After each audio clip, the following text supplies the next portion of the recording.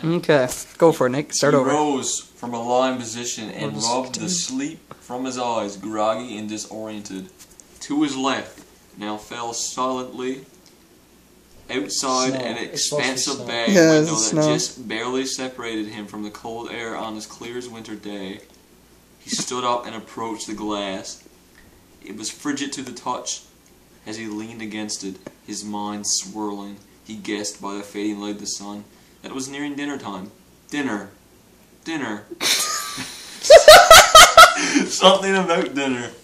No, just food. Food and cold. Why is there so many fucking periods? Cold and snow. He couldn't remember, or wouldn't. There was always that possibility. Why not? What happened? He crunched his eyes shut and shook his head, only to have a sharp jolt shoot down his spine and nearly drop him to the ground.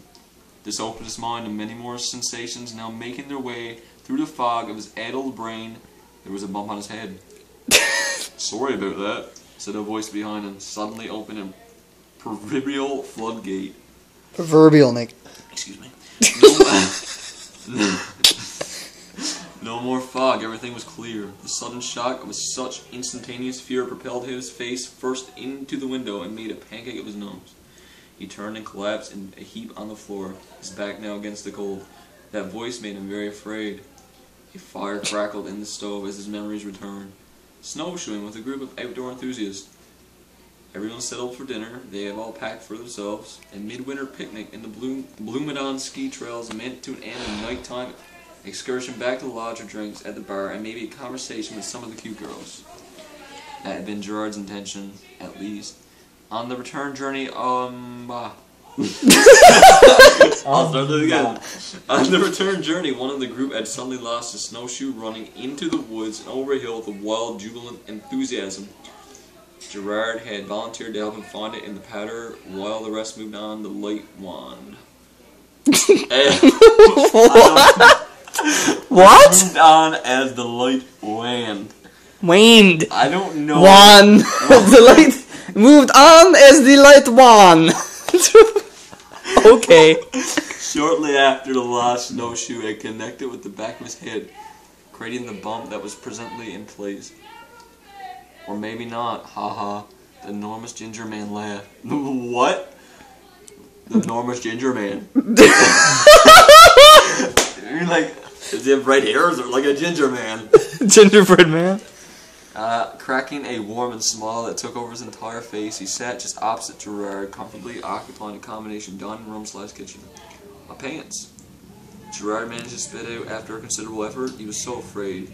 The man's tools were laid out with precise organization on the table next to him, and the voice still cut through memories of being dragged back to the cabin, while Damien explained everything. Damien was his name. Damien, the gigantic ginger man. With the hearty laugh and curly hair, Damien was about to kill Gerard and turn him into soup. It was so simple. That was it. Soup. Something neat. What the hell? Thought Gerard, or at least some variation of this. He was too busy being fucking petrified to really think.